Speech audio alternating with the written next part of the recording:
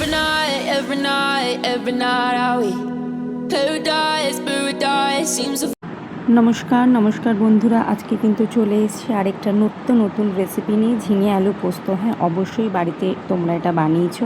আমি কি প্রসেসে বানাই সেটাই কিন্তু তোমাদের সাথে আজকে শেয়ার করব। কড়াইতে নিয়ে নিচ্ছি সর্ষের তেলটা গরম হতে বসিয়ে দিয়েছি। দেখো, এখানে ঝিঙে আর আলুটাকে আমি ডুমো করে কেটে নিয়েছি। আর এখানে কিন্তু কিছু পেঁয়াজ কুচিও আমি এখানে নিয়েছি। এইবার দেখো, তেলটা গরম হলে এখানে কিন্তু আমি পেঁয়াজ কুচিটা দিয়ে দেব। আর এর সাথেই কিন্তু আমি অ্যাড করে দেবো ঝিঙে আর আলুটা, যেটা আমি কেটে রেখেছিলাম, নিয়ে অ্যাড করে ভালো করে এই দুটোকেই কিন্তু একটু নেড়ে একটু ভাজা করব। তারপর কিন্তু এর মধ্যে আমি অ্যাড করে দেব নুন। আমি আমার স্বাদ মতন নুন দিয়েছি, তোমরাও কিন্তু তোমাদের স্বাদ অনুযায়ী নুনটা এখানে অ্যাড করো। আর দিয়ে দিচ্ছি সামান্য একটু হলুদ গুঁড়ো। এটা দিতেও পারো, নাও দিতে পারো, আমি দিয়েছি। আমি মাঝে দিও না। তো পোস্তটাকে দেখো এখানে আমি বেটে নিয়েছি। এবার কিন্তু ওটা ভাজা হয়ে গেলে না, পোস্ত বাটাটাকেও আমি এখানে অ্যাড করে দেবো। দিয়ে কিছুক্ষণ কিন্তু আবার একটু পোস্তর সাথে ভালো করে ঝিঙে আলুটাকে একসাথে নেড়ে নেব।